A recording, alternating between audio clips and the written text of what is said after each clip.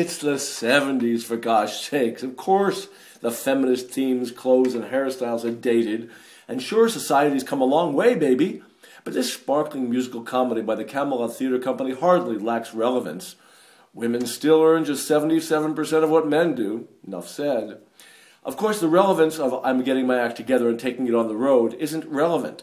The show that first opened in New York in 1978 succeeds on the merit of rich performances by Livia Janice and Bob Miner, a solid supporting cast, and a score that, while not particularly memorable, is often moving as it moves the story along. Heather Jones, played by Janice, who made a name for herself in soap operas after a successful singing career, is previewing a new nightclub act for her manager, Joe Epstein, played by Miner, only hours from opening night. This is, however, not the same woman, and this is not the same material that once landed her on the charts. Her consciousness raised, Heather insists, to Epstein's extreme discomfiture, on telling it like it is with a series of autobiographical songs and sketches, while Joe wants her to retreat to the old, familiar, safe stuff.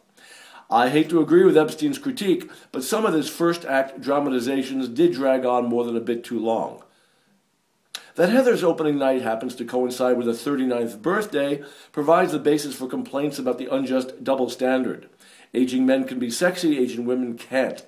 It's a good thing that's no longer an issue in our society, right, Lady Clairol?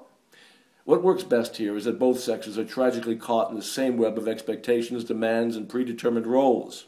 And Miner captures that combustible confusion well, reflecting in his body his deep dis-ease with the swiftly shifting social mores. When he complains, there are getting to be a lot of ball-breaking women. It's hard not to cut him some slack. Janice, the company's consummate pro and artistic director, chose well in casting herself in a role that demands a wide dramatic and vocal range, and the capacity to be able to turn on an emotional dime. In a poignant number, Smile for Daddy, where she recalls herself as a little girl crushed into conformity, Janice, chubby-cheeked for the nonce and clutching a teddy bear, appears to channel that innocence. As Heather's backup singers Alice and Cheryl, Hannah Gassaway and Juliana Wheeler harmonize well. Both of them have the pipes, in fact, to have landed the lead role, while providing solid comedic support.